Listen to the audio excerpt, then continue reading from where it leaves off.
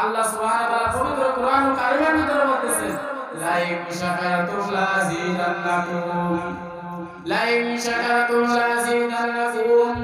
ওয়া লা ইন কাফারতুম ইন্না আযাবি লাশাদীদ।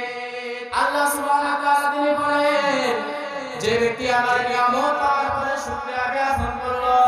আমি আল্লাহ পাক